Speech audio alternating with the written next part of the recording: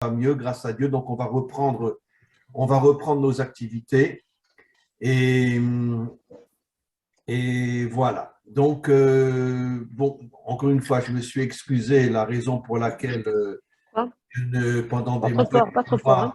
mois, non, fermez vos micros, mes amis.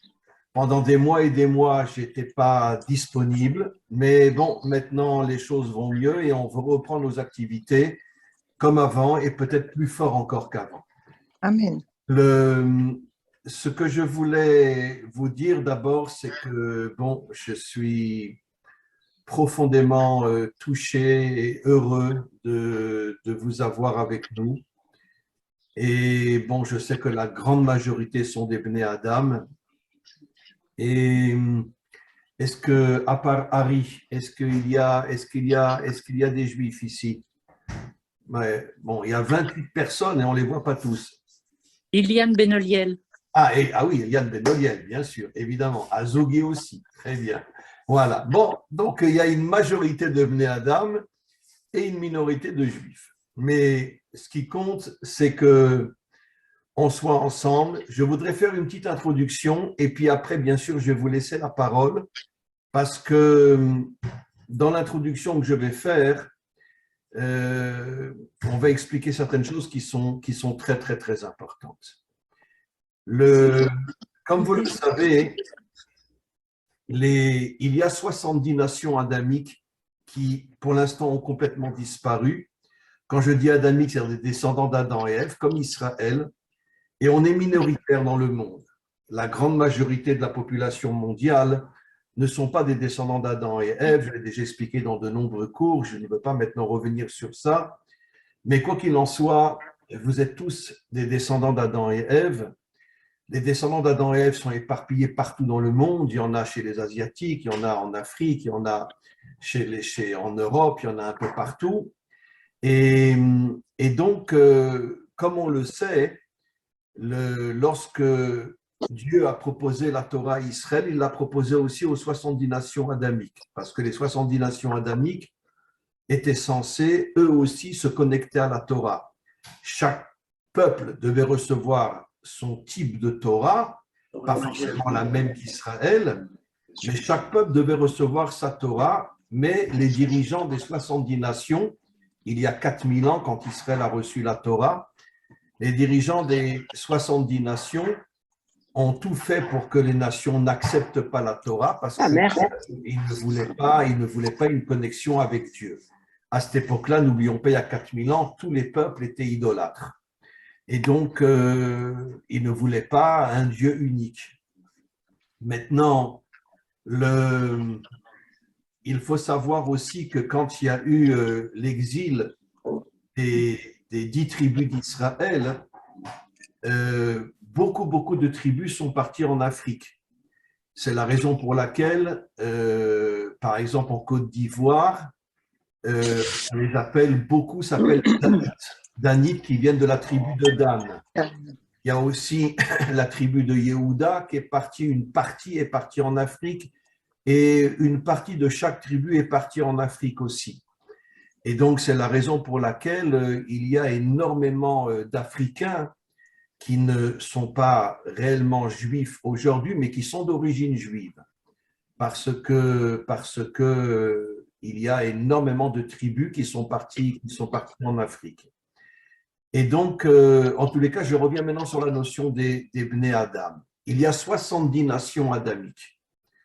Et vous savez qu'en hébreu, chaque mot a une valeur numérique. Et le mot 70 fait allusion à ce qu'on appelle le sod en hébreu, qui veut dire le secret. Il y a un secret qui se cache dans les 70 nations.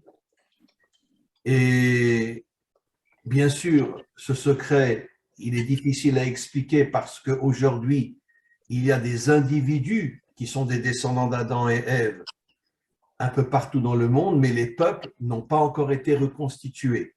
On explique que c'est le Messie, c'est le Mashiach qui va reconstituer les 70 nations adamiques. Et pour l'instant, ce sont des individus. Vous êtes tous des individus éparpillés un peu partout dans le monde, mais les peuples adamiques n'ont pas été reconstitués. C'est le Messie, l'une de ses premières missions sera de reconstruire les 70 nations adamiques. Et d'ailleurs, il y a un verset qui dit Olam Chesed Yibane, je traduis en français, le monde sera reconstruit au moment de la délivrance avec le Chesed qui signifie la bonté, et la valeur numérique de Chesed, c'est 72. 72, ça fait allusion aux 70 nations adamiques, Israël et Dieu. Fermez le micro, mes amis. Et Dieu. Ça fait 72. Ce qui veut dire qu'il y aura une unité inimaginable entre Israël et les 70 nations adamiques. Quand je dis 70 nations adamiques, je parle éparpillées dans le monde entier, en Afrique, chez les Asiatiques, chez les Européens, etc. Il y aura une amitié et une fraternité inimaginable à ce moment-là, au moment de la délivrance finale. Et je voudrais vous expliquer quelque chose d'assez important. Je reviens sur le fait que 70 fait allusion au mot sod en hébreu qui veut dire le secret. Quel est le secret qui se cache dans les 70 nations adamiques? Alors, je vais expliquer une certaine chose que j'ai déjà expliquée, mais c'est important de le redire aujourd'hui. Israël se mariera, quand il se marie, c'est pas à prendre à la lettre, avec les 70 nations adamiques. C'est-à-dire une sorte de, bon, j'aime pas le mot, une sorte de polygamie, si on peut dire. C'est-à-dire qu'Israël aura 70 peuples qui seront unis à lui. Ces 70 peuples adamiques. Mais comme on le sait, une femme ne peut pas épouser plusieurs hommes, mais selon la polygamie, et ça existe encore chez les musulmans, je crois qu'en Afrique aussi, un homme peut épouser plusieurs femmes. Et donc, d'une certaine manière, et je vais vous révéler quelque chose d'absolument incroyable, Israël se mariera avec les 70 nations adamiques qui seront la féminité et Israël sera la dimension masculine. Mais regardez ce qui est dit dans notre Torah. La Torah nous dit que la femme a 3 qualités qui permettent à l'homme de devenir un homme authentique. La femme s'appelle la couronne de l'homme, elle fait de lui un roi. Oui. La femme donne la bénédiction à l'homme, c'est-à-dire que toute la réussite de l'homme, même si l'homme n'en est pas conscient, toute la réussite de l'homme vient de son épouse. Et de même, nos maîtres nous disent que la femme est connectée à la Bina, c'est-à-dire à un attribut divin qui est au-dessus de ce monde et qui donne des forces inimaginables à la femme et qu'elle transmet après à son mari. Ce qui veut dire que la femme authentique, d'accord, et la femme authentique a 3 qualités qu'elle transmet à son mari. La couronne, qui fait de lui un roi. Éric, tu es d'accord? Oui. Avec une femme comme Karine, tu ne peux pas ne pas être d'accord. Très bien. Et donc, ta femme, c'est ta couronne, c'est ta bénédiction et c'est ta force. Voilà. Parce que les femmes sont connectées à la Bina. Et donc, la femme a un rôle inimaginable. Eh bien, si Israël se marie avec les 70 nations adamiques et que les 70 nations adamiques ont le statut féminin, ils ont un rôle à jouer pour les hommes. De là que finalement, que les 70 nations adamiques, c'est ça le secret qui se cache dans les 70 nations adamiques, figurez-vous, mes amis, que vous allez devenir la couronne d'Israël, la bénédiction d'Israël et la force d'Israël, qui viendra grâce aux 70 nations. Je sais que beaucoup de Juifs ont du mal à l'accepter. Pardon, j'ai trouvé le code secret. Ah. 266 317. Alors, 266, alors marquez-le dans le chat, 266 317. Je ne peux pas, je suis sur le portable, j'y arrive pas. Alors, c'est 270? Non, 266 317. 266 317. Alors, Alors, ceux qui ça, ne- c'est pour l'ordinateur. Hein. Bravo, bravo, Nadia l'a écrit. Nadia l'a écrit, magnifique. Donc, Je vais aller chercher les les gens vont choses. pouvoir se dévoiler. Donc, je disais encore une fois que les nations ont un rôle inimaginable. C'est elles, grâce à l'unité entre Israël et les nations. Quand je parle de l'unité, je ne parle pas de l'uniformité. Évidemment que chaque nation est différente d'une autre nation. À plus forte raison, Israël est différent des nations. Mais ce que nous cherchons, nous, c'est l'unité. L'unité, c'est quoi? Tu n'es pas pareil que moi, mais si tu es un homme bien, si tu es une femme bien, je veux m'unir à toi. Je veux être à tes côtés. Même si nous ne pensons pas la même chose, même si nous n'avons pas la même religion, même si nous n'avons pas la même idéologie. Et ça, c'est l'unité. Comme il est dit au début de la Torah, que la femme s'appelle Ezer Kenegdo. Elle est l'aide de son mari, mais en même temps, elle est Kenegdo, qui veut dire elle est contre. Au contraire. Ça veut dire contraire ou contre. Mais qu'est-ce que ça veut dire contraire? Ça veut dire que la femme n'est pas le mouton de l'homme.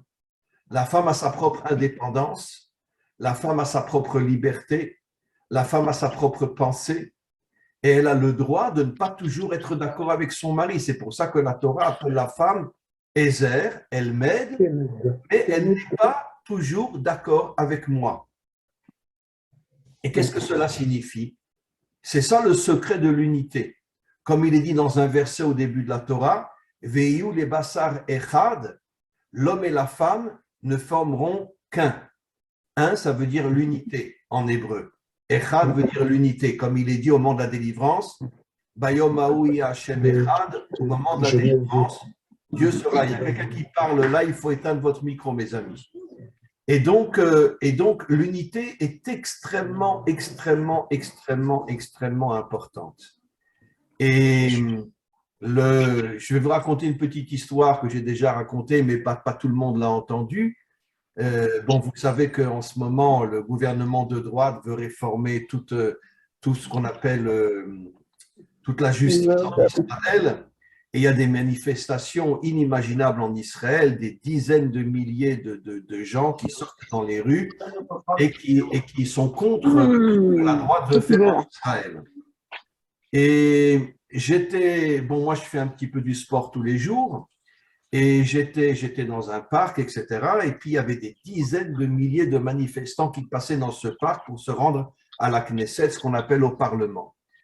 Et puis il y a quelqu'un qui vient me voir, et bon, il voit que j'ai une petite tête, etc. Il devine que je ne suis pas un gauchiste, et il me dit tu es d'accord avec nous? Alors je lui réponds, écoute, je vais te dire, je ne suis pas d'accord avec vous, mais moi, je cherche l'unité. Si tu es un homme bien, même si tu es de gauche, et moi je suis un peu plus de droite, si tu es un homme bien, alors je peux m'associer à toi, même si nous n'avons pas les mêmes idées. Et bien, vous savez ce qu'il m'a fait cet homme-là? Il m'a serré dans les bras, il m'a dit, tu as parfaitement raison. On n'est pas d'accord, on n'a pas les mêmes idées, mais ce qui compte, c'est l'unité entre nous. Et donc, l'unité n'est pas, encore une fois, forcément le fait qu'on pense la même chose. L'unité, c'est regarder la personne. Si la personne est une personne bien, tu peux t'unir à lui. Je sais, je l'ai déjà dit des milliards de fois, je me répète, c'est pas grave. Vous savez que l'un de mes plus grands amis était le chef prieur de la basilique Saint-Pierre au Vatican, Don Alberto. Il a commencé à écouter mes cours, il est venu me voir en Israël, et bon, il avait 86 ans, moi j'étais beaucoup plus jeune à cette époque-là, et parce que ça remonte maintenant, il est décédé déjà, il a dû décéder à un peu plus de 90 ans, mais c'était un catholique, le chef prieur de la basilique Saint-Pierre au Vatican. C'est lui qui a organisé toutes les prières dans la basilique Saint-Pierre du Vatican. Mais c'était un homme d'une authenticité, d'une véracité, que je me suis vraiment, vraiment uni à lui. Et lui s'est uni à moi. Et d'ailleurs, la première chose, la première fois qu'on s'est vu, il était rentré dans le jardin de mon bureau, Et quand je suis venu un petit peu tard, et quand il m'a vu rentrer à la porte du jardin, et mes amis, il faut éteindre les micros. Quand il m'a vu rentrer à la porte du micro, il m'a dit restez à la porte, Rav, parce que bon, il parlait français. Et il est venu la tête baissée vers moi. Il m'a pris les deux mains et il m'a dit au nom de l'Église catholique, nous vous demandons pardon pour toutes les souffrances que nous vous avons infligées pendant 2000 ans. Le chef prieur de la basilique Saint-Pierre. Vous imaginez?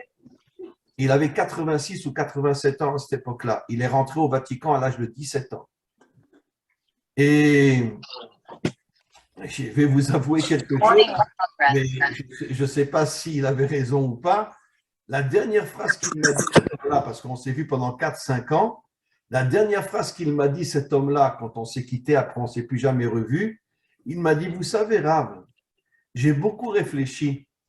Je ne suis pas sûr, le chef prieur de la basilique Saint-Pierre, je ne suis pas sûr que Jésus était le Fils de Dieu. C'est la dernière phrase qu'il m'a dit.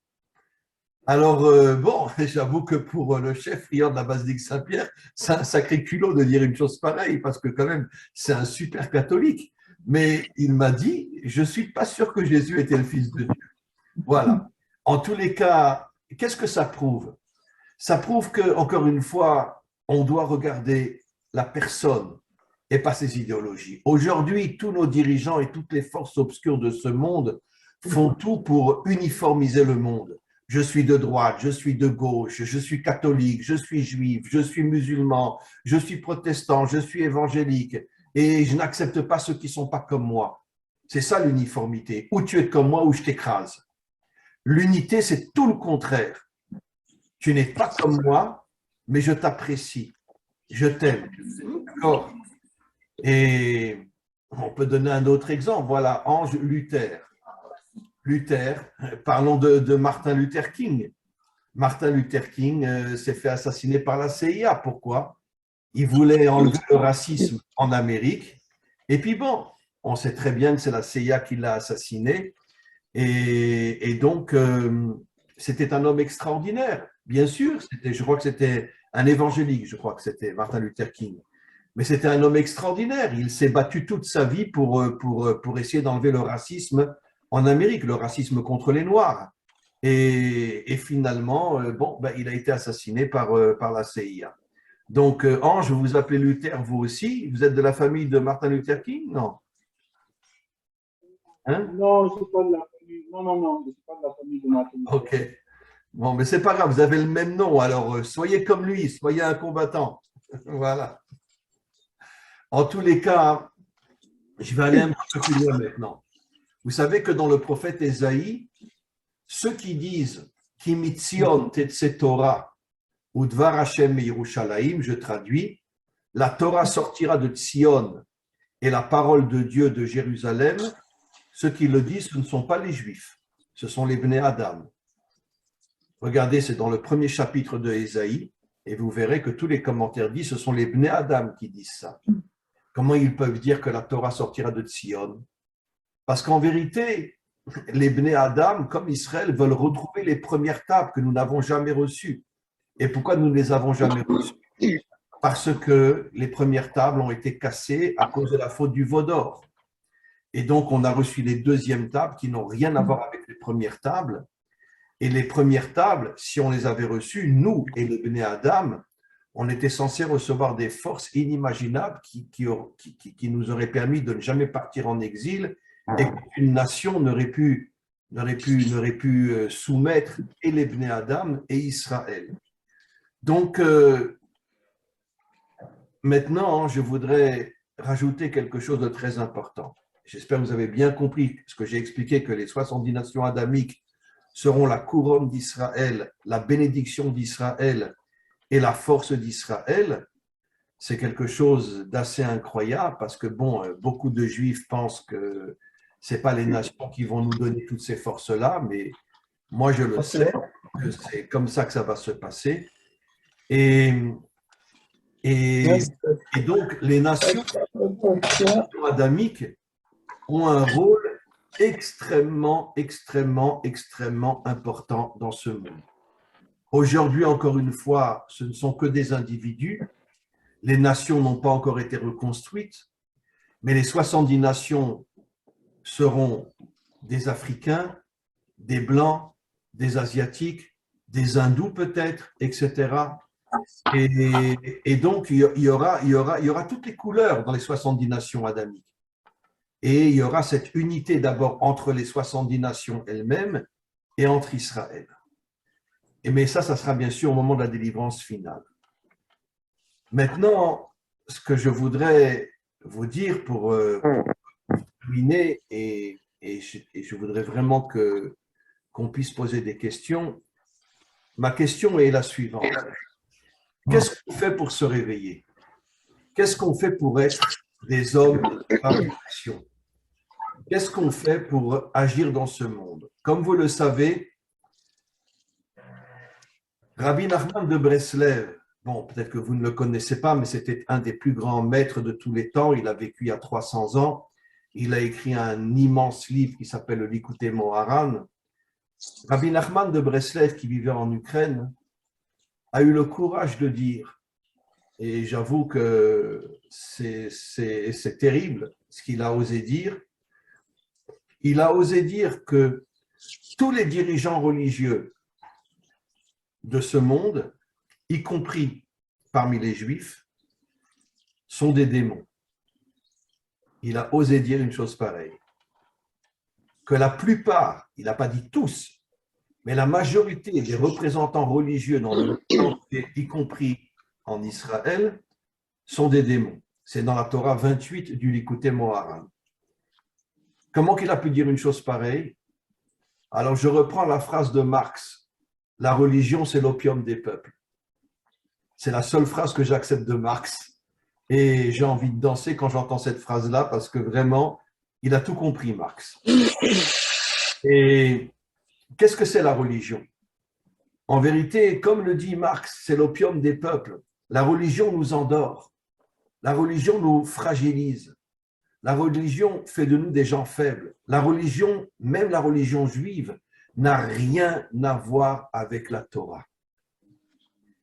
Malheureusement, on a reçu les deuxièmes tables, qui sont d'une certaine manière ce que je pourrais appeler moi la religion juive. Les premières tables, c'est le Messie qui va nous les redonner. Mais quelle est la différence entre les premières tables et les deuxièmes tables? Il y a des dizaines de notions à expliquer, mais je vais vous en expliquer une qui est la plus importante. De la même manière qu'un être humain, et surtout un adamique, a une âme spirituelle en lui qui est cachée et le corps qui est visible, de la même manière, l'homme authentique, c'est celui qui a une âme et un corps, c'est-à-dire celui qui est très spirituel, qui est connecté à Dieu, mais qui en même temps est un homme d'action, parce que le corps, c'est l'action.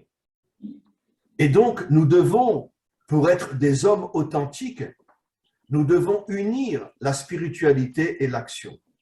Le problème, c'est qu'aujourd'hui, y compris moi-même, c'est très difficile de parler de l'action aujourd'hui. Est-ce qu'on est prêt à sortir et à se battre contre tous les méchants de ce monde, se battre contre la finance, se battre contre les dirigeants, se battre contre toutes les forces obscures qu'il y a dans ce monde? C'est pas évident. Et tous ceux qui ont essayé, Martin Luther King, Coluche, ils ont tous été assassinés. Et combien d'autres? Gandhi aussi a été assassiné. Tous ceux qui ont essayé de se battre contre le mal qu'il y a dans ce monde ont tous été assassinés. Alors bien sûr, on fait croire Kennedy aussi.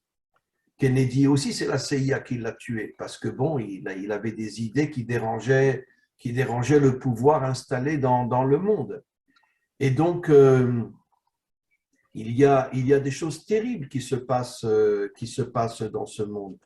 Est-ce que vous savez, par exemple, vous les Africains, vous savez que dans des villages perdus en Afrique, on fait des expériences de médicaments qui tuent énormément de gens en Afrique, vous le savez, vous êtes au courant? Et je ne dirai pas le nom de celui qui le fait, bon, on le connaît, mais celui qui est à l'OMS, mais il choisit des villages perdus en Afrique, pas des villes bien sûr, et ils font des expériences sur les Africains et beaucoup d'enfants, beaucoup de femmes, beaucoup d'hommes meurent en Afrique parce que les médicaments ne sont pas encore véritablement comme ils devraient être. Et ça veut dire que il y a une terreur dans le monde entier aujourd'hui. Ne parlons pas d'Israël, il y a encore y avoir un attentat aujourd'hui en Israël. N'oublions pas qu'il y a quelques jours, un enfant de 6 ans et un enfant de 8 ans ont été assassinés. Pratiquement tous les 2-3 jours, il y a un attentat en Israël et notre gouvernement ne fait rien. Notre gouvernement ne fait rien. Rien, absolument rien. Et donc, bon, je ne cherche pas à comprendre ce qui se passe parce que de toute façon, je suis persuadé que tous les dirigeants aujourd'hui font partie de ce qu'on appelle le nouvel ordre mondial, qui veulent détruire les peuples et les soumettre et les transformer en moutons au service des grandes puissances économiques et politiques. Mais donc, ma question est la suivante, mes amis. On va s'unir, on est déjà unis, on est déjà vraiment, j'ai pas de mots pour vous dire, en tout cas de mon côté à moi, le bonheur que j'ai de pouvoir m'unir à des Bnei Adam, même s'ils ne sont pas juifs. Et encore une fois, c'est ça l'unité. Tu n'es pas comme moi, mais tu es un homme bien, et je m'unis à toi. On est très peu en Israël. Moi, ça fait 31 ans que je vis à Jérusalem. On est très peu en Israël à penser ce que je pense. Vraiment très peu. Parce qu'aujourd'hui, le monde entier est un monde de sectes. Je suis juif, je n'aime pas les non-juifs. Je suis catholique, je n'aime pas les juifs. Je suis musulman, je n'aime pas ni les catholiques ni les juifs, etc. Chacun est dans une secte aujourd'hui. Et nous, on doit recréer l'unité. On doit recréer l'unité. Ça veut dire aimer celui qui n'est pas comme toi. Et donc, ma question est la suivante. Pourquoi on me dit de couper mon micro? Ah oui, on a coupé les autres micros, excusez-moi, pardon. Et donc, ma question est la suivante. Et j'aimerais vraiment, vraiment avoir votre avis. Qu'est-ce qu'on fait pour pouvoir se réveiller? Qu'est-ce qu'on fait pour pouvoir devenir des combattants? Qu'est-ce qu'on fait pour pouvoir, d'une certaine manière, refuser de devenir des moutons à la solde de toutes les grandes puissances? Je voudrais juste rajouter quelque chose. En ce qui me concerne, moi, je voudrais, et bon, c'est Karine qui organise tous ces séminaires-là, mais je voudrais vraiment que je puisse recommencer à faire des séminaires un petit peu partout. D'ailleurs, si vous voulez m'inviter au Sénégal ou Ange, où c'est que vous habitez, vous, Ange? En Côte d'Ivoire, Côte d'Ivoire. Ah, en Côte d'Ivoire. Il y a beaucoup de Danites en Côte d'Ivoire. Et je vous dis très sincèrement que l'un des plus grands bonheurs, ça serait d'arriver en Afrique un jour. Et vraiment, si vous arrivez à m'organiser un voyage en Afrique, pour moi, ça serait le summum de mon bonheur. Pour venir au Sénégal. De pouvoir être avec vous Pour venir au Sénégal. et de pouvoir donner des cours, ou au Sénégal, ou en Côte d'Ivoire, etc. Mais ça serait vraiment Et à très, Paris, très c'est pour important. quand? Comment? C'est pour quand Paris? Parce que nous autres, on est pressés avec Jenny. C'est Karine qui va donner la réponse bientôt. Et après, à ce moment-là, je ferai une petite vidéo sur mon site où j'inviterai énormément de gens à venir au séminaire que Karine est en train d'organiser. C'est elle qui est en train de tout organiser. D'accord? Donc, si vous voulez être en contact, soyez en contact avec Karine. C'est Eric et Karine Chibangu. D'accord? OK? Karine m'a éjecté de l'autre groupe WhatsApp parce qu'elle n'aime même pas ma franchise. Bon, Séparation, c'est on clair. laisse tomber. Alors maintenant, encore une fois, ma question est la suivante. J'aimerais qu'on puisse organiser et vraiment, je crois qu'il y en a un ici qui est en Martinique ou en Guadeloupe. Vous êtes en Guadeloupe, vous, hein, cher ami? Oui. Alors, invitez-moi une fois en Guadeloupe. J'ai été pendant 10 ans en Guadeloupe. Pendant 10 ans, je venais en Guadeloupe et j'allais aussi en Martinique. Pendant 10 ans, j'allais dans la communauté juive de Guadeloupe. Il y a une grosse communauté juive en Guadeloupe. Bon, ça fait maintenant pratiquement presque 15 ou 20 ans que j'ai plus été en Guadeloupe. Je ne sais plus comment est la communauté juive là-bas. Mais par contre, si vous voulez m'inviter une fois en Guadeloupe, et pas forcément avec des juifs, avec des gens à vous, etc., et ça me plairait énormément de venir. D'accord? D'accord. Merci. Et donc, ma question, encore une fois, c'est la suivante. Qu'est-ce qu'on fait pour se réveiller? Qu'est-ce qu'on fait pour redevenir des hommes authentiques, qui sont à la fois spirituels, mais aussi des hommes d'action? Ça, c'est ma question la plus importante. Et voilà, je vous cède maintenant la parole. Ceux qui ont des réponses, voilà. Mais avant, je voudrais juste dire quelque chose. J'aimerais aussi, et c'est très, très important, que, puisque vous êtes tous dans des villes différentes, à Madagascar, en Côte d'Ivoire, au Sénégal, etc. Par contre, je ne sais toujours pas, Daniel, où vous êtes, vous, Daniel? Daniel Gomez, où vous êtes? Ouvrez votre micro, où vous êtes, vous?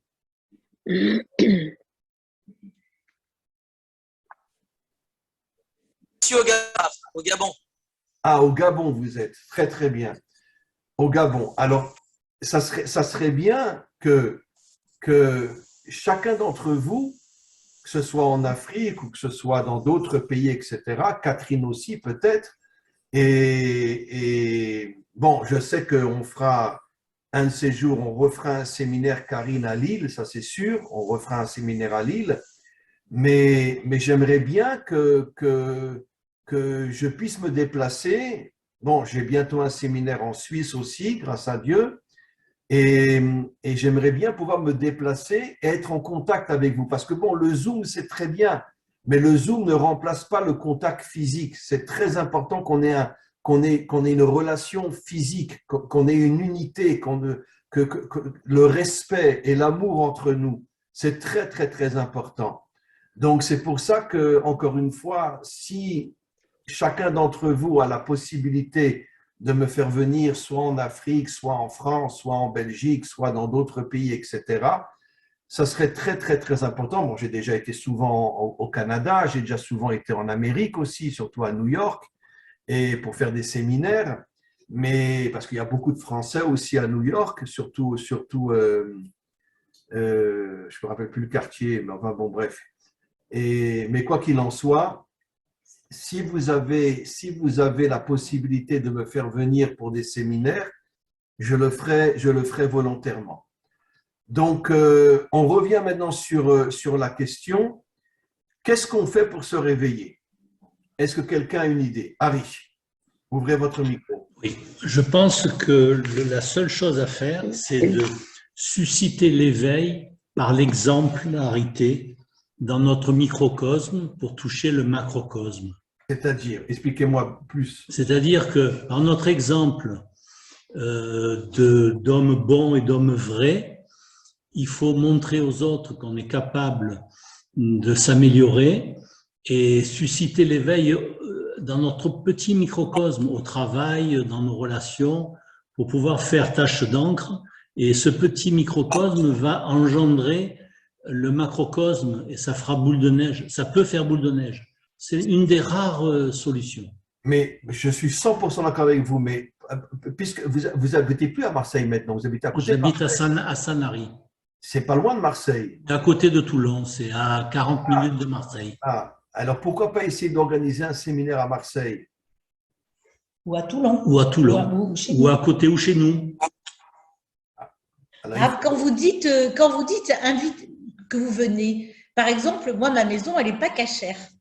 Comment? Alors, qu'est-ce que vous faites? Vous venez dans ma maison pas cachère? Ça sera difficile parce que moi, je mange cachère, évidemment. Non, mais ça c'est un détail. On peut faire acheter que du cachère, commander que du cachère. À Toulon, il y a du cachère à Toulon, de toute façon. Non, mais de toute façon, du cachère, on en trouve On tout en le trouve temps. de partout quand on veut. Oui, bien sûr, il y en a à Marseille.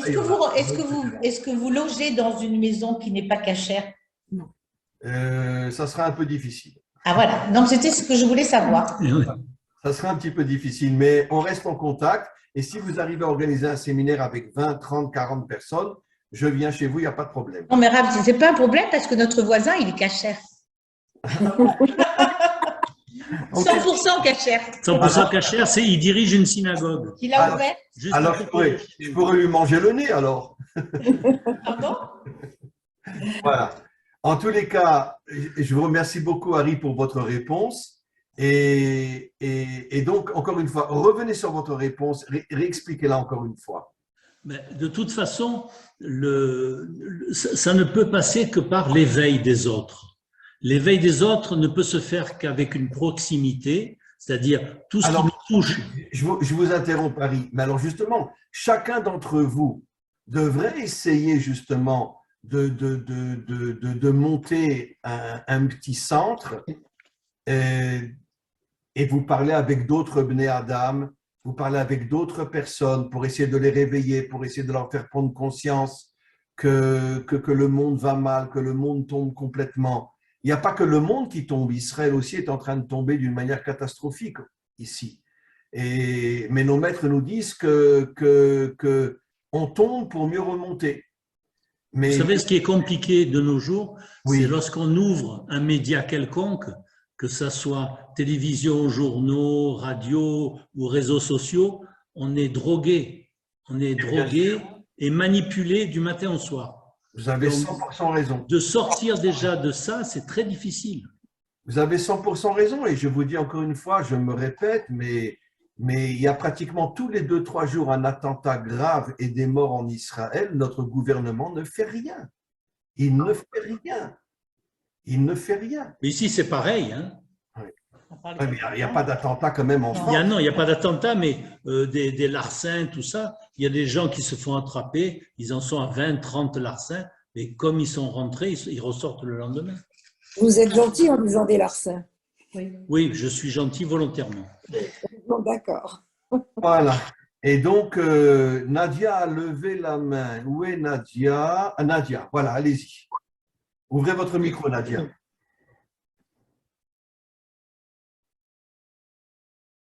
Vous arrivez à ouvrir votre micro, Nadia? Est-ce que vous m'entendez? Oui, je vous entends très bien. Moi, je voudrais juste apporter 2 éléments. Le premier, c'est un témoignage. Ce qui m'a fait rentrer dans les groupes AI, ce sont en fait vos cours sur la Torah qui sont voilà, d'une puissance et d'une ouverture extraordinaire. Et il y a d'une part l'exemplarité dont Harry a parlé, mais aussi en fait tout ce qui vient de la Torah, qui est pour moi le vecteur en fait qui est sous-jacent au fait de pouvoir rayonner comme disait Harry. Ça c'était un premier point. Et le deuxième point, ce que j'ai du mal à percevoir dans la suite, c'est que les choses vont devenir difficiles, les choses vont devenir très compliquées. Et je me posais la question, est-ce qu'il y a un réseau, entre guillemets, de solidarité à créer parce que les personnes se connaissent, sont en contact dans une région, dans un endroit donné, déjà pour s'entraider quand ça va mal, entre guillemets, mais aussi quand ça ira encore plus mal, savoir où aller, avec qui discuter, etc. Enfin, j'ai les deux volets en tête, voilà. C'est ce que je voulais partager. Justement, Nadia, vous habitez à Paris, vous, hein?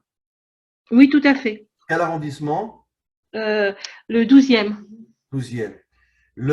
C'est ce que j'ai suggéré tout à l'heure.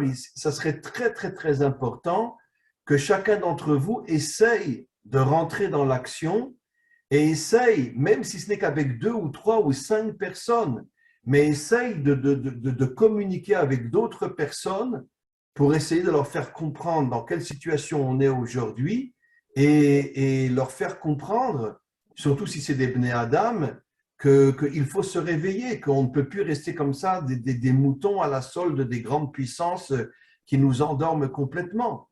C'est quelque chose de grave. Et vous savez que, je reviens sur ce que j'ai dit, il y a des manifestations en Israël avec des dizaines de milliers de gauchistes qui sont contre le gouvernement de droite, mais je suis désolé de vous apprendre, et vous ne savez peut-être pas, que toute la justice en Israël sont des francs-maçons. c'est des francs-maçons. Et si vous regardez le tribunal à Jérusalem, vous verrez qu'il a la stature de la franc-maçonnerie. Et c'est pour ça que la droite aujourd'hui veut casser la justice en Israël, parce que ça fait des décennies et des décennies que ce sont des francs-maçons, ce ne sont pas des juifs. Ils sont plus francs-maçons que juifs en tous les cas. Et donc, la justice en Israël, c'est quelque chose d'horrible. Mais c'est vrai dans le monde entier. C'est vrai dans le monde entier. Prenons, je vais vous donner un exemple. Vous avez entendu parler de, comment s'appelait-il cet Américain qui est resté 30 ans en prison, là, un juif américain, Pollard. Pollard. Qu'est-ce qu'il a voulu faire? Il a voulu aider Israël avant une guerre qui était en train de se créer avec l'Égypte et quantité d'autres pays. Il a voulu l'aider. Ils l'ont mis 30 ans en prison. Alors que, bon, moi je le vois de temps en temps, etc., on parle de temps en temps, et alors que des gens de la CIA, qui étaient des traîtres, qui ont collaboré avec le KGB en Russie ou avec d'autres services secrets, ne sont restés que 10, 12 ans en prison. Alors que lui qui a voulu aider Israël, il est resté 30 ans en prison. Une fois qu'il est sorti grâce à Trump lui a permis de venir en Israël. Il est aujourd'hui en Israël, à Jérusalem. Malheureusement, sa femme est décédée. Quelques années après, bon, j'imagine qu'elle a dû avoir des traumas tellement inimaginables d'être séparée de son mari pendant 30 ans. Elle est morte d'un cancer. Et bon, je crois qu'il s'est remarié là récemment, mais quoi qu'il en soit, comment vous comprenez que le gouvernement américain met un homme qui veut aider Israël 30 ans en prison, alors que des gens de la CIA qui sont des traîtres et qui sont avec le KGB ou des choses comme ça ne font que 10 ou 12 ans en prison? Ça prouve bien que finalement, le monde entier est contre Israël et contre les Bnei Adam aussi. Parce que comme on est des descendants d'Adam et Ève, ils essayent de tout faire pour nous casser, pour que le monde ne soit plus entre nos mains. Bon, grâce à Dieu, avec la venue du Mashiach, les choses vont changer, mais les choses ne sont pas simples aujourd'hui. Voilà. Y a-t-il d'autres questions, mes amis? Oui, Ange. Ouvrez votre micro. Merci, Rav. Vous m'entendez? Oui, je vous entends. Parler un peu plus fort. D'accord, merci. Merci, Rav. Ce que je vais dire va peut-être… Parlez plus proche du micro, Ange, parce que je ne vous entends pas. C'est très mauvais. Allez-y. Ce que je vais dire va peut-être un peu peut-être vous choquer. Oui. Vous m'entendez bien, hein? Alors, je veux dire que tous les pays ne sont pas dirigés de la même façon. Non, pas du tout. Donc, il y a les pays développés, qui se trouvent en majorité en Europe, aux États-Unis. Et il y a les Africains, nous aussi. Alors, les peuples qui vivent en Europe n'ont pas le même comportement que les peuples qui vivent en Afrique. Bien sûr. Donc, il y a des actions qui ne seront pas possibles à être exécutées dans les pays européens, par exemple. Dans votre pays. Où c'est développé, etc. Mais dites-moi, Ange, il n'y a pas un centre Breslev qui s'est installé en Côte d'Ivoire? Bon, je ne suis pas trop informé à ce niveau-là. Oui. Vous habitez où en Côte d'Ivoire? Ce que je veux dire, en Côte d'Ivoire, je suis en banlieue d'Abidjan, de la capitale. Pas trop loin. 40 km de… Je vous entends mal, Ange. Je vous entends mal. Ce que je veux dire, c'est que ce qu'on ne peut pas faire en Europe, on peut peut-être faire ça en Afrique. Oui. Ce qu'on ne peut pas faire en Afrique, on peut peut-être… Alors, j'ai bien compris votre question et je vais vous répondre. D'abord, il faut savoir que Israël et l'Afrique ont plus ou moins la même histoire. Vous avez été piétinés, massacrés, transformés en esclaves, exactement comme Israël. Et la seule chose qui est différence entre nous, c'est que nous, on a eu la Shoah, vous ne l'avez pas eu. Mais d'un autre côté, la guerre entre les Tutsites et les Hutus, qui a été organisée par le monde occidental, on le sait tous. Et donc, vous avez été transformé en esclave en Amérique, etc., le racisme et toutes ces choses-là. Ce qui veut dire que, d'une certaine manière, je vous dirais que, parce que quand il y a eu l'exil des 10 tribus, il y a un peu plus de 3500 ans, beaucoup de tribus sont parties en Afrique. Et donc, d'une certaine manière, beaucoup d'Africains sont d'origine juive, ne sont pas juifs, mais sont d'origine juive. C'est pour ça que, d'une certaine manière, je pense que les Européens, les Blancs, pas tous les Blancs évidemment, hein, mais ont voulu détruire l'Afrique parce qu'ils voulaient détruire les Juifs qui s'étaient installés en Afrique. Ce sont des centaines de milliers de Juifs qui sont partis en Afrique, même peut-être beaucoup plus que ça, peut-être des millions qui sont partis en Afrique. Et donc, c'est pour ça qu'on a pratiquement la même histoire. Maintenant, j'oserais vous dire que la différence entre l'Afrique et les pays occidentaux, bien que c'est une belle vitrine, le monde occidental, mais chez vous, vous avez des dirigeants qui sont à la solde du monde occidental. Ça veut dire que pratiquement tous vos dirigeants sont payés par les Occidentaux pour, d'une certaine manière, vous affaiblir. Regardez, pratiquement toutes vos terres ont été achetées par la Chine. D'accord ? Avant ça, c'était l'Amérique et quantité d'autres pays, la Belgique ou d'autres pays qui, d'une certaine manière, essayaient de prendre toutes les richesses qu'il y a en Afrique. N'oublions pas que l'Afrique est l'un des pays les plus riches du monde sur le plan de… Mais est-ce que les Africains possèdent leurs richesses? Non, les Africains ne possèdent pas leurs richesses. Toutes les richesses sont prises et volées par le monde occidental. Et donc, vos terres, la majorité de vos terres aujourd'hui appartiennent à la Chine. La Chine a acheté des millions de terres en Afrique. Tous les produits qui sont en Afrique et qui ne sont pas dans les autres pays sont pris par les Occidentaux. Et donc, vous êtes dans une situation catastrophique. Ça veut dire que finalement, je ne sais pas si vous vous en rendez compte, mais vous êtes complètement exploité. Mais je vais vous dire, mais nous aussi, on est complètement exploités. Hein. N'oublions pas que sur notre terre, je veux dire, il y a pratiquement autant de musulmans sur notre terre que de juifs. Et donc, on a une histoire qui est très, très commune. Et donc, les choses ne sont pas simples. Alors évidemment, je ne parle pas de vous, les Blancs, parce que vous êtes des Bnei Adam, des vrais Bnei Adam.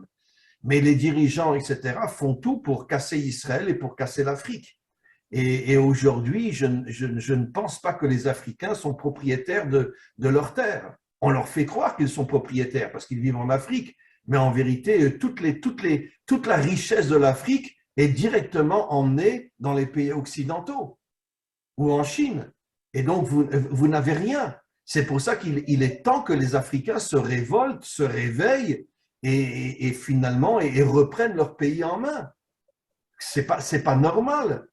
Comprenez? Mais c'est pareil pour nous ici en Israël. En Judée et Samarie, il y a beaucoup plus de musulmans que de juifs en Judée et Samarie. Et dans beaucoup d'autres pays aussi, dans beaucoup d'autres terres aussi. Donc, il faut savoir qu'il est temps de se réveiller. Mais pareil pour les Bnei Adam aussi, il est temps de se réveiller parce que sinon, on va devenir de véritables moutons. Vous comprenez? Voilà. Voilà. Merci beaucoup, Ange. Agnès, merci beaucoup, Ange. Vous savez que j'adore les lettres, vous devez commencer à le savoir. Oui, je sais. Et c'est vrai qu'avec le 70 de Aïn, c'est-à-dire que si on ajoute à chaque fois, si vous voulez, au lieu on ajoute, attendez, on arrive à Kesef. C'est-à-dire que on prend une lettre en plus Oui. et on arrive à Kesef. Mais la différence entre Kesef… Kesef, c'est l'argent. Kesef, c'est l'argent, c'est l'argent. Donc, notre gros problème, le problème de notre société, c'est de faire de l'argent, faire de l'argent, faire de l'argent et tout oublier. Mais en fait, si je fais la différence bien qu'aujourd'hui, Agnès, bien qu'aujourd'hui, tout augmente, les prix sont catastrophiques et l'un des pays les plus chers aujourd'hui au monde, c'est Israël. Oui, mais l'homme, le matin, se lève que pour gagner de l'argent. Oui, parce que ça donne l'autorité, ça donne beaucoup, ça donne tout pour l'être humain qui est avide de tout. En fait, après, ils s'aperçoivent s'ils sont malades un jour que l'argent n'a aucune valeur, mais bon, ça, c'est la parenthèse. Oui. Mais en fait, si vous comparez Aïn donc à Kesef, la différence, c'est 30. 30, oui. C'est l'étude. Et en fait, ce qui nous rapproche le plus entre nous et avec Hachem, c'est le fait d'étudier, parce que plus on étudie, plus on se rend compte qu'il y a tellement de belles choses et de belles correspondances qui ne peuvent nous faire que penser que Hachem est là et que Hachem nous a construit ce monde. Donc, il faut qu'il nous soutienne et qu'il le sauve, son monde. Mais oui, nous, on peut faire quoi? Ça se passera au moment de la délivrance. Mais on peut que étudier pour se rapprocher de lui ou prier. Mais je ne vois pas comment on peut se rapprocher de la vérité. Il faut aussi que, même si c'est un minimum, mais il faut aussi qu'on rentre dans l'action. L'action peut se faire de deux manières. D'abord, par le fait de pouvoir, si je peux, sortir dans différents endroits et être en contact physique avec les gens. Et à ce moment-là, on peut parler, on peut avoir des échanges, c'est quelque chose de très important. Et une autre partie de l'action est, je parle de vous, d'accord? Je parle à Serge, je parle à Jean-Pierre, je parle à Afia, je parle à Daniel, je parle à tout le monde, je parle à Eric et Karine et à vous tous. C'est très, très, très important, je pense, que vous ayez peut-être une fois par semaine cette action de vous ouvrir vers d'autres personnes, d'essayer de leur parler. S'ils vous disent « va te faire voir », ben, vous ne leur parlez plus. Mais s'ils vous écoutent, je pense que c'est très important aujourd'hui, c'est très, très, très important de commencer à avoir une relation avec d'autres personnes et essayer de les réveiller, d'essayer de leur faire prendre conscience qu'on est dans un monde qui veut nous endormir complètement. Et malheureusement, je veux dire, c'est vrai dans le monde entier, c'est vrai en Israël. Vous savez, en Israël, plus de 80% des Juifs ne font pas Shabbat, ne mangent pas kasher et n'accomplissent aucune mitzvot. Le monde est en train de chuter aujourd'hui d'une manière catastrophique. C'est catastrophique ce qui se passe aujourd'hui partout dans le monde, y compris en Israël, parce qu'on est à l'approche de la délivrance finale et les dirigeants font tout et toutes les forces obscures font tout pour nous faire tomber. Et c'est quelque chose de très grave. C'est pour ça que, tiens, je vois que Daniel a une kippa sur la tête. Daniel Gomez, vous avez une kippa sur la tête, c'est magnifique. C'est magnifique. Ah là là, j'en ai les larmes aux yeux quand je vous vois tous.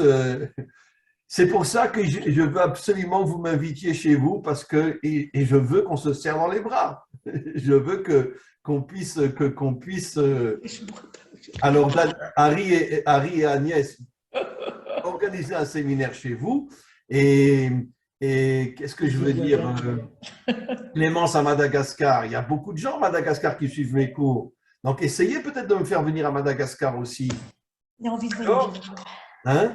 Et vous tous, Ruth, Raneivo et tout ça, essayez peut-être excusez-moi de le dire, mais de vous réveiller et de prendre conscience que finalement, le contact physique est extrêmement important. Parce que c'est sûr que le Zoom est important, mais le contact physique, il n'y a pas plus fort que ça. Quand on est l'un en face de l'autre, qu'on se voit, qu'on se respecte, qu'on s'aime, c'est quelque chose d'extraordinaire. Comprenez? C'est quelque chose d'extraordinaire. Tu te souviens? Voilà. Incroyable, quoi. Alors, Clémence, vous ne posez pas de questions? Qu'est-ce qui t'a impressionné? Hein? Non? Alors, qui c'est qui voudrait poser encore une question? Il n'y a pas de question. Comment il n'y a pas de question? Moi, Raph, j'aimerais bien parler un peu. Alors, Afia, allez-y. Oui. Bon, on vous remercie déjà pour ce que vous faites. Bon, vous avez parlé tout à l'heure du réveil et je pense que c'est ce qui nous a réunis ici.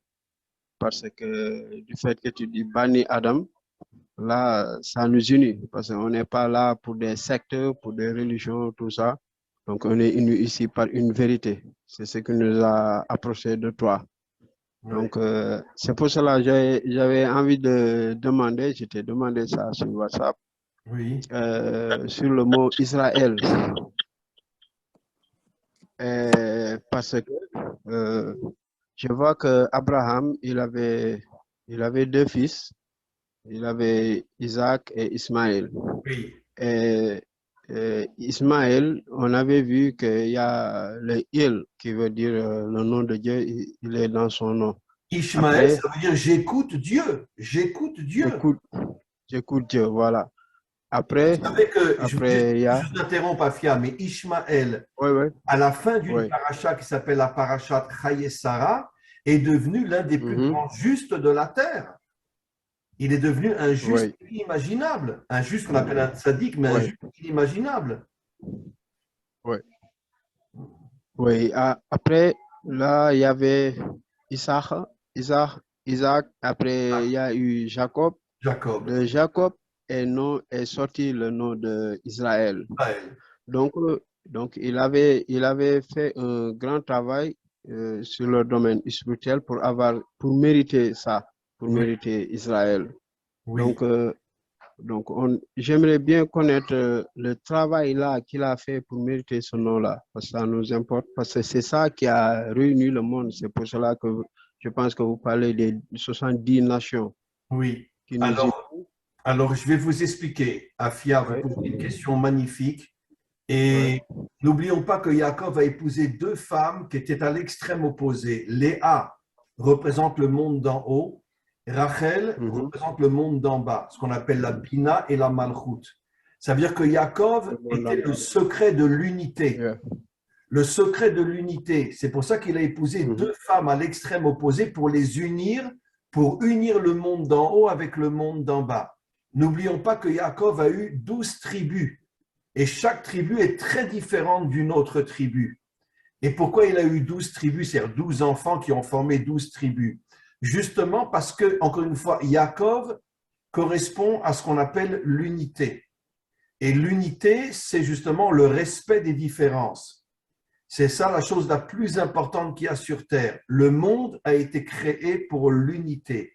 Tu n'es pas comme moi, tu ne penses pas comme moi, mais tu es un homme authentique et je t'apprécie. Je t'aime parce que tu es un homme authentique. Et ça, c'est la chose la plus importante qui existe. C'est pour ça qu'au moment de la délivrance finale, il est dit « Bayom Haou Yeh Hashem Echad ». En ce jour, Dieu sera un. Un signifie en hébreu l'unité. Ça veut dire que Dieu va réussir à rassembler toutes les nations, à créer l'unité entre elles et le respect entre elles, l'amour entre elles, ainsi que Israël et les nations. Et ça, c'est le monde de la délivrance finale où l'unité régnera. Encore une fois, ça ne veut pas dire qu'on sera tous pareils, que Dieu préserve qu'on soit tous pareils. On ne veut pas l'uniformité, on veut l'unité. Tu es différent de moi, mais je t'aime et je te respecte parce que tu es un homme authentique. Et moi, je regarde l'homme, je ne regarde pas uniquement sa religion et ses idéaux. On regarde l'homme, et si l'homme est un homme authentique, alors on a le droit de s'unir à lui, même si on ne pense pas la même chose. Et le mot Israël veut dire Yachar El, être droit avec Dieu. Israël, les premières lettres, c'est Yachar El. El, c'est Dieu. Être droit avec Dieu. Ce qui veut dire que le mot Israël signifie que l'humanité tout entière doit être droite avec Dieu. Qu'est-ce que ça veut dire être droit avec Dieu? Alors, c'est ce qu'on appelle en hébreu la émouna. C'est quoi la émouna? Ça veut dire que c'est sûr que dans ce monde, on ne peut pas comprendre Dieu, jusqu'à la délivrance finale du moins. On ne peut pas le comprendre, parce qu'il se passe des choses tellement horribles dans ce monde. Je le sais, je l'ai déjà dit 1000 fois, mais la Deuxième Guerre mondiale, 50 millions de morts. 50 millions de morts en 5 ans.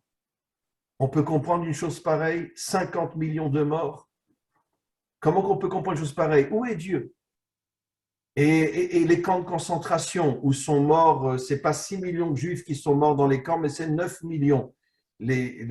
En Israël, ce qu'on appelle le Yad Vashem a fait des études et ont découvert que ce n'était pas 6 millions de Juifs, c'est 9 millions de Juifs qui sont morts dans les camps de concentration. Où est Dieu? Où est Dieu? C'est pour ça que Dieu a mis dans notre âme la émouna. Ça veut dire une capacité de nous connecter à lui, même si on ne le comprend pas. Et au moment de la délivrance, il va nous expliquer tout ce qui s'est passé dans ce monde, bien évidemment. Et là, on aura des réponses. Aujourd'hui, on ne peut pas le comprendre. Je vais vous raconter une histoire à Fia, que j'ai déjà racontée des dizaines de fois. Peut-être certains d'entre vous l'ont déjà entendue, mais vous, je suis sûr que vous ne l'avez pas entendu et d'autres personnes non plus. Il y a eu un rave et son élève qui ont été à Auschwitz. Chacun avait une femme et 10 et 11 enfants. Dès qu'ils sont sortis du train, les nazis ont pris la femme et les enfants des 2 personnes. Ils ont été gazés, après brûlés dans les fours. Et eux, ils sont arrivés à s'en sortir. Parce qu'ils étaient pratiquement à la fin de la guerre. Ils sont restés quelques mois dans les camps et ils sont arrivés à s'en sortir. Bon, ils étaient maigres comme un squelette, etc. Et comme les esclaves noirs en Amérique, on ne leur donnait pas beaucoup à manger, etc. Mais bon, bref. Et puis, le Rav, il est parti à Jérusalem. Et quand son élève, il a entendu que le Rav est parti à Jérusalem, il l'a rejoint à Jérusalem, il a tapé à sa porte. Le Rav a ouvert la porte, il a vu son élève, il ne pouvait pas imaginer que l'élève était encore vivant après avoir été à Auschwitz. Ils se sont assis l'un en face de l'autre, ils se sont mis à pleurer pendant une demi-heure. Ils ont pensé à leurs femmes, à leurs enfants, tous brûlés, tous morts, etc. Ils ont pleuré pendant une demi-heure. Ils n'arrivaient pas à s'arrêter de pleurer. Et au bout d'une demi-heure, le Rav, il a tapé sur la table et il a dit, écoutez-moi bien, Afia. Il a dit la chose suivante. Il a dit, mon Talmide, on ne peut pas comprendre Dieu. On ne sait pas comment il se comporte, mais on doit se connecter à la émouna. La émouna, en français, c'est la foi. On doit se connecter à la émouna. On ne comprend pas. On ne comprend pas ce qui se passe dans ce monde, mais on doit avoir la émouna. La émouna, c'est une force qui est dans notre âme, qui nous permet une connexion avec Dieu, même si on ne le comprend pas. Comprenez? Et d'ailleurs, c'est aussi un petit peu le symbole de l'unité. Le symbole de l'unité, c'est quoi? Je suis juif, quelqu'un est catholique. Bon, je ne suis pas d'accord avec la manière de sa religion, surtout chez les catholiques qui, dans les églises, se prosternent devant des statues, etc. Et pas les protestants et pas les évangéliques. Mais en tout cas, les catholiques, eux, se prosternent devant des statues. Donc, pour moi, c'est de l'idolâtrie. Mais d'un autre côté, je ne vais pas lui dire « tu es catholique, va te faire voir ». Non, je vais regarder la personne. Et si je vois que c'est une personne bien, alors je m'unis à lui même si je ne suis pas d'accord avec ses idées. Vous comprenez? Et c'est ça la véritable émouna. Je ne suis pas d'accord avec toi, je ne te comprends pas, je ne sais pas pourquoi tu pries devant une statue de Marie. Je ne comprends pas pourquoi tu fais une chose pareille. Mais d'un autre côté, tu es un homme bien, tu es un homme authentique, et donc je me lie à toi. C'est ça l'unité, vous comprenez? Et c'est ça ce que le Rav a dit à son élève. Il a frappé sur la table, il a dit, allez, arrêtons de pleurer. Le principal, c'est vrai, on a perdu notre femme, on a perdu nos 11 enfants, mais ayons la émouna en Dieu, un jour il nous expliquera tout ce qu'il a fait dans ce monde. Ouais. Et c'est pour ça, Afia, que c'est très très important, la émouna. La émouna, c'est la connexion avec Dieu, même si on ne le comprend pas. Voilà. Oui, je pense que c'est ce que vous faites, hein. Vous essayez de nous unir. Donc, c'est pour cela qu'on est très content sur ça. Mais évidemment que Là, j'essaye qu'on s'unit tous. Tu fais un bon travail. Et je veux qu'on tu vas venir au Sénégal quand même. Et j'attends ta réponse que tu m'invites au Sénégal. D'accord? Oui. Voilà. Inch'Allah, je vais le faire. Voilà. On était contents pour cette unité. Ouais. Et Clémence, vous m'invitez à Madagascar. Très bien. Et Ange, tu m'invites en Côte d'Ivoire. Voilà. Évidemment, vous allez venir en Côte d'Ivoire. Vous allez venir. Voilà. Bezrat Hashem.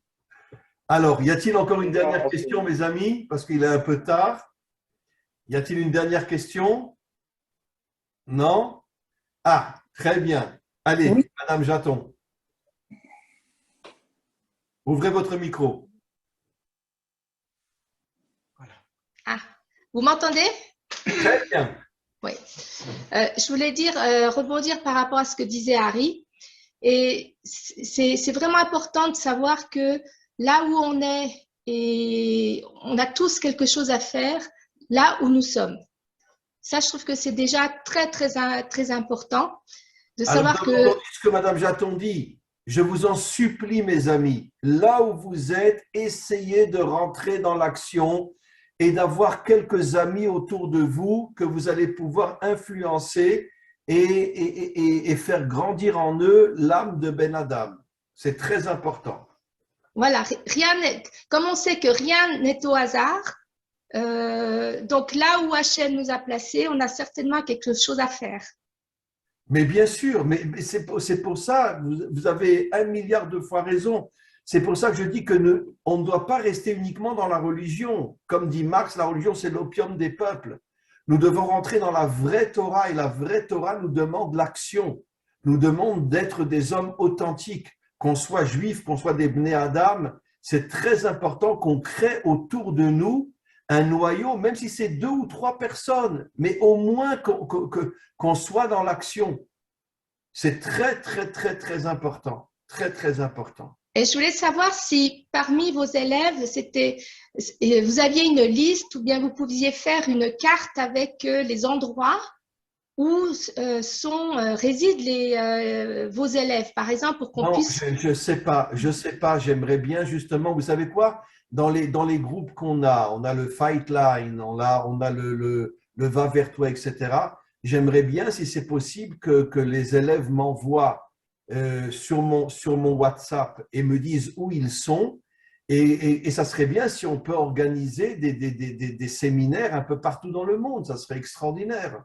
Parce que pour nous, ça serait simple. Peut-être qu'à côté de chez nous, il y a des gens qu'on ne connaît pas et qui sont de vos élèves, par exemple.